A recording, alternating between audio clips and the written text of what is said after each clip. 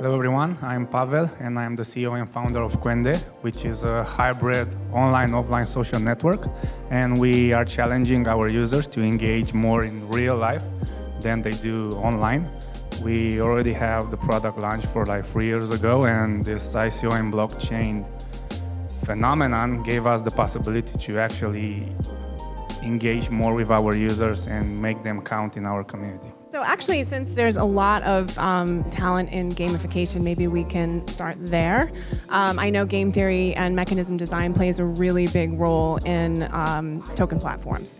I feel the big beauty of tokenization is that you can actually change user behavior by giving proper incentives and realigning misaligned incentives overall. So Pavel, why don't you tell us a little bit more about Kuende, the gamification structure, a little bit about how the token works, so we can start there.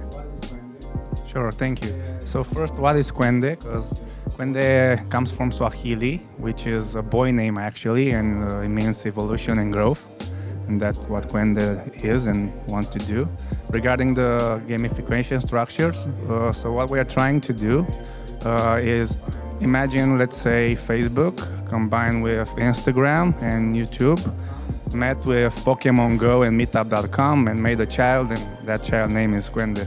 And in a nutshell, yeah. So we want to, with gamified challenges, we want to, let's say, encourage our users to spend more time in the real world than they do online, because we understood that given the fact that technology is evolving, the teenagers are stuck with their phones in their face every day, and we want to change that.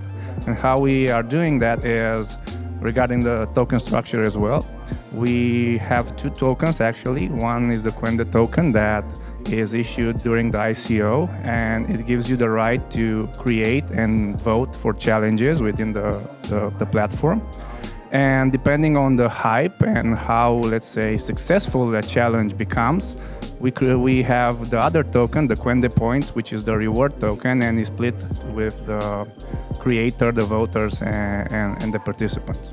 Imagine a travel agency that challenge their users to make a photo at the Colosseum, for example, and then to check in a certain restaurant, and then to book in a certain hotel. And when they send the proof that they done that, they get rewarded with tokens. And another example is the community stuff, where imagine the largest picnic in the city, where we have the power to tell our users to go in certain location, and we target users with the same, let's say, interest and passions. So imagine an ocean full of picnic blankets with hundreds of people enjoying themselves and sharing more than just a sandwich. So we designed the AR challenges as a treasure hunt, if we can say that, in which we integrate the benefit of the advertising, the benefit of a company in the user's journey. So, for example, a user must find free keys in the city, and on his way to certain locations, he see a discount to Nike, a free Coca-Cola, a ticket to a movie, and he just gets the benefits, not the commercials, not the advertising. All blockchain phenomenon gave us the opportunity to involve our users into creating challenges, because we knew that we weren't capable to think of all the challenges in the world. So this was the opportunity to give them control and power and ownership to their content, right? And also our users for the last 2 years were earning some points because they were doing online challenges, but with no real value. So this was a no-brainer for us to make that token points something with real value. We started 3 years ago. We managed to raise around 2.6 million so far as a VC traditional way. We then made the mobile apps for iOS, Android, and web as well. We have around 60,000 users. We launched the ICO in April last month. The private round is still going until the end of May.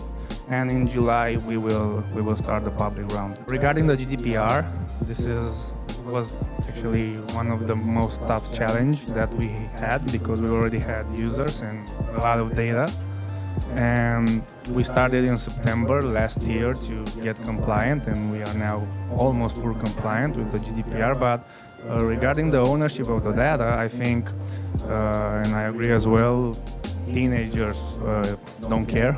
But if you tell a teenager that, okay, you don't care about your data, but you can make money out of your data, that this is where blockchain comes in and has the opportunity to offer advantages to anyone who opts in,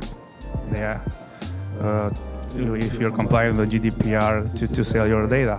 Also, an issue I see here regarding the ownership is storage on blockchain, because even if we want to believe that you can have all your data in content and videos and photos in a social network on blockchain, if you want to sacrifice the user's experience, you can do that, but I don't want to do that, so it's still an issue. The technology has to evolve more in order to see how it scales, how you don't have for regular users transaction fees, because nobody will give 0.0001 for a like or for posting a content, even if it's cheap. And also it has to be fast, and there are no solutions at the moment. Maybe with EOS or Cosmos we will see what happens, but there's no really palpable solution.